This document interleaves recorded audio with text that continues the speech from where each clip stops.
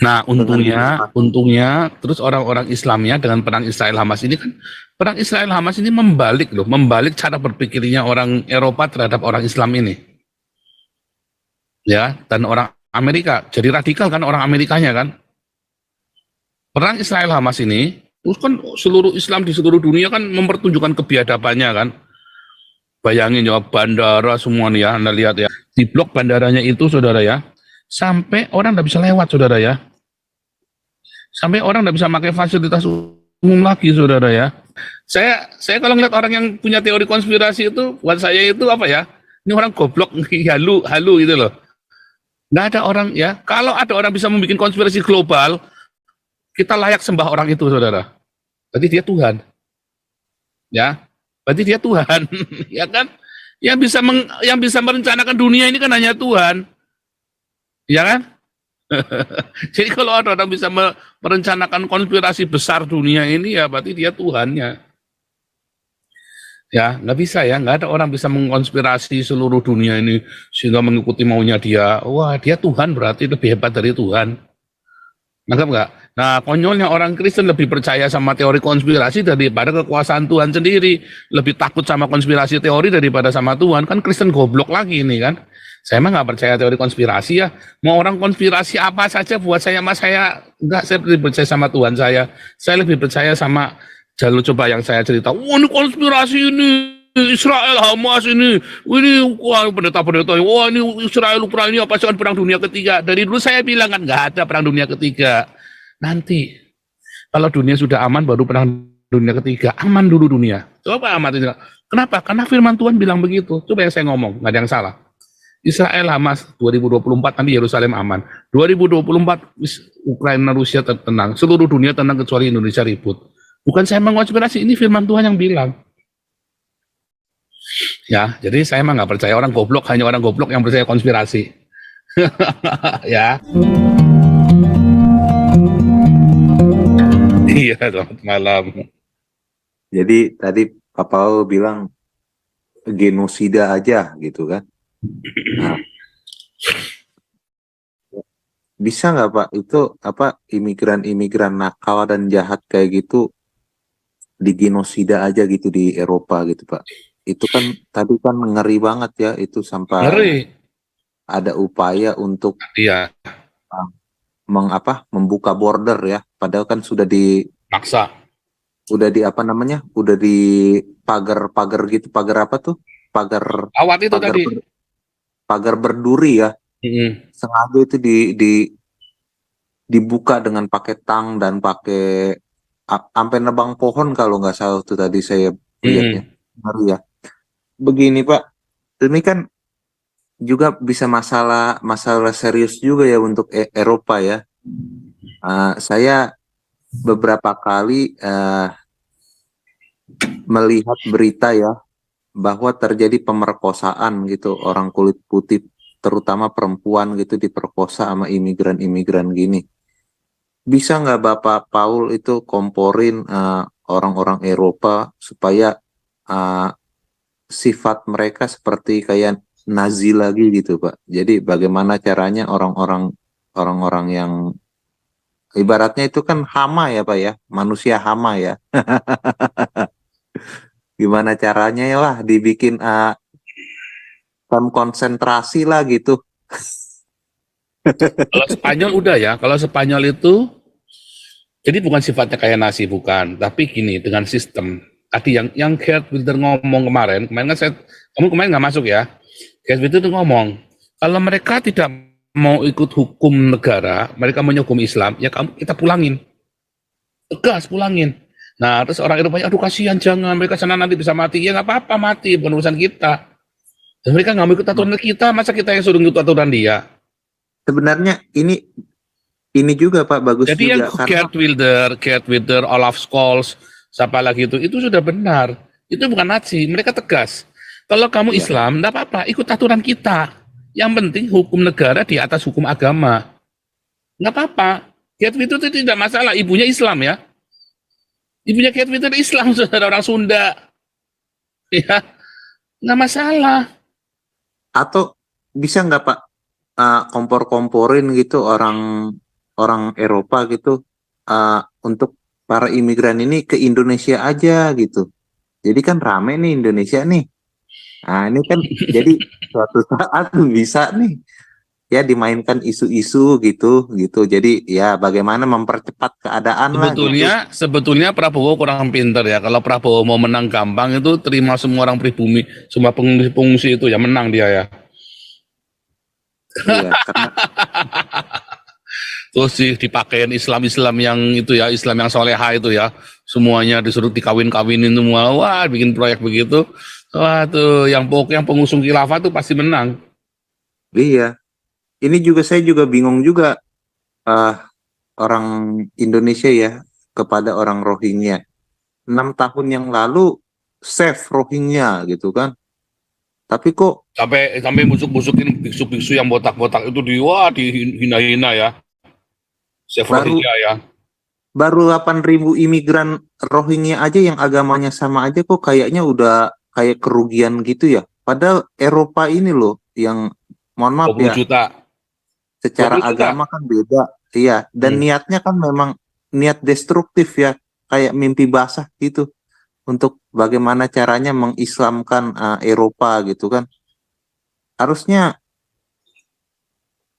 itu yang di apa namanya dipikirkan gitu.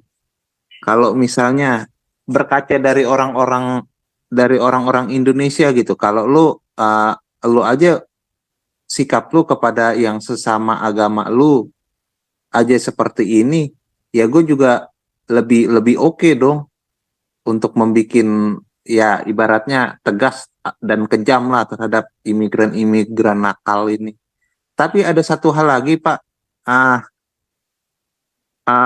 tadi ya saya dengar berita bahwa Eropa ini salahnya meratifikasi konvensi konvensi PBB terkait dengan apa namanya imigran, bukan imigran ya, apa pencari suaka ya. Ah itu jadinya dimanfaatkanlah kebaikan hati daripada orang-orang Eropa ini. Saya juga jadi ngeri juga ya. Kadang-kadang orang yang sifatnya baik gitu cenderung dimanfaatkan, apalagi kalau misalnya ada sistem hukumnya itu. Ah, Indonesia ini ada bagusnya juga dia bilang kami nggak berkewajiban untuk menolong orang Rohingya karena kami tidak meratifikasi konvensi tentang apa namanya pencari suaka itu. Ah itu aja sih Pak Indonesia yang berkewajiban menerima suaka loh seharusnya karena dia tanda tangan. enggak Pak. Itu udah saya cek nggak ada emang itu. Jadi nggak berkewajiban itu. Jadi kalau mau dibantai pun orang Rohingya sebenarnya nggak apa-apa. Karena itu kan udah apa ya invasi ya itu sebenarnya ya kalau bisa dibilang kan. Invasi, betul. Itu invasi. Namanya invasi dengan cara begitu, dengan cara yang licik itu, yang belum ada definisinya, Iya, ya kan? sebenarnya. Itu kan sebenarnya invasi sebenarnya. Kayak tadi kan, maksa masuk ke perbatasan itu kan invasi sebetulnya. Iya, Bedanya kalau invasi bersenjata, ini invasi tanpa senjata, invasi dengan kemiskinan kan? itu suatu saat bisa itu hancur itu negara Eropa itu dengan Nah, invasi. untungnya, terus orang-orang Islamnya dengan perang Israel Hamas ini kan, perang Israel Hamas ini membalik loh, membalik cara berpikirnya orang Eropa terhadap orang Islam ini, ya, dan orang Amerika, jadi radikal kan orang Amerikanya kan. Perang Israel Hamas ini, terus kan seluruh Islam di seluruh dunia kan mempertunjukkan kebiadabannya kan. Bayangin ya bandara semua nih ya, Anda lihat ya, ya. Mereka blok ya, mereka blok. Bentar, ini nanti ada yang bagus lagi ya.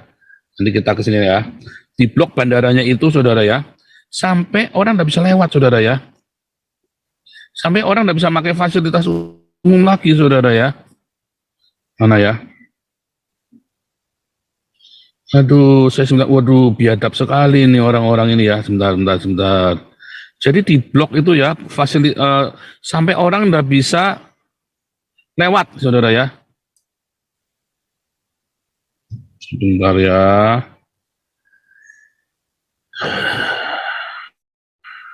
Ini Poland Step Up Immigrants.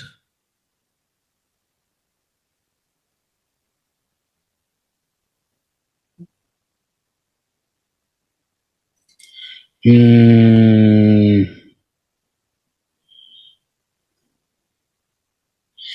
bisa Ya mencari Pak, ya. Ya, saya mau nambahin nih Pak, sekalian Bapak nyari. Ini kan di Eropa dan Amerika Serikat ini kan sedang terjadi apa pandangan ya bahwa ada Great Replacement Theory Pak, teori pergantian besar Pak. Ini pandangan Pak Paul ini terhadap pandangan The Great Replacement Theory ini bagaimana ya? Karena gagal, ini gagal. Sudah selama 4 bulan ini seminar tiap hari ya. Eropa gagal dengan multikultural.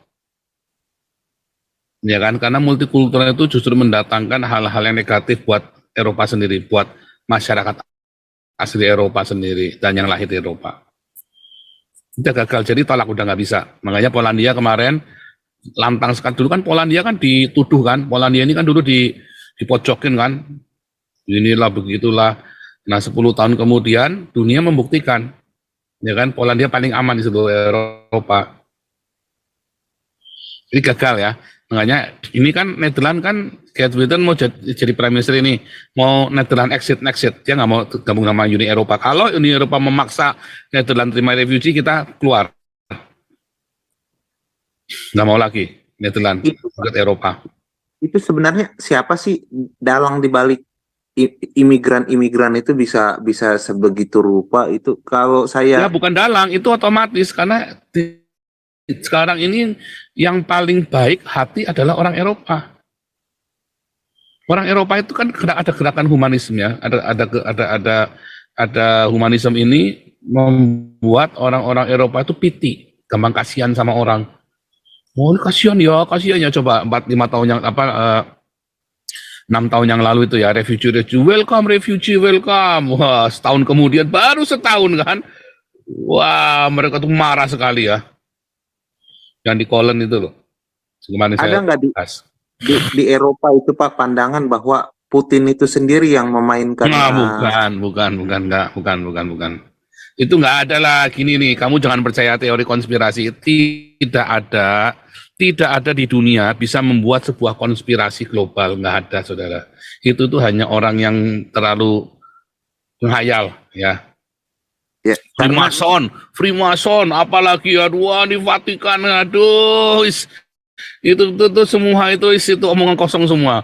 Oh ini COVID ini teori konspirasi itu Dharma Porungkun yang bilang ya, goblok sih polisi goblok itu Dharma Porungkun ya, Brigjen apa jenderal tapi goblok ya saudara ya. Saya kalau ngeliat orang yang punya teori konspirasi itu buat saya itu apa ya? Ini orang goblok halu gitu loh. Nggak ada orang ya. Kalau ada orang bisa membuat konspirasi global, kita layak sembah orang itu saudara. Berarti dia Tuhan. Ya, berarti dia Tuhan, ya kan? Yang bisa merencanakan dunia ini kan hanya Tuhan, ya kan? Jadi kalau ada orang bisa merencanakan konspirasi besar dunia ini, ya berarti dia Tuhannya. Ya, nggak bisa ya, nggak ada orang bisa mengkonspirasi seluruh dunia ini sehingga mengikuti maunya dia. Wah, dia Tuhan berarti lebih hebat dari Tuhan.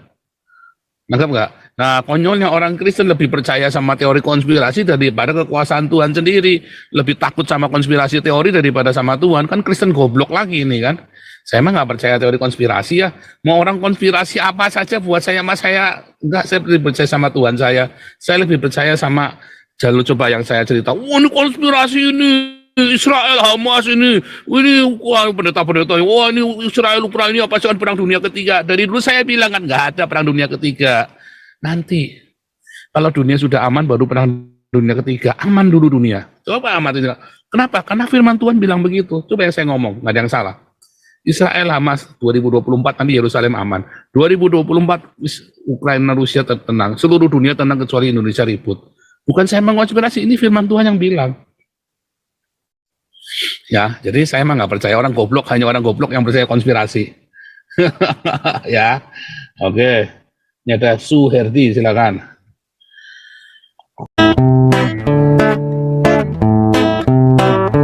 Kau bilang kau menang debat,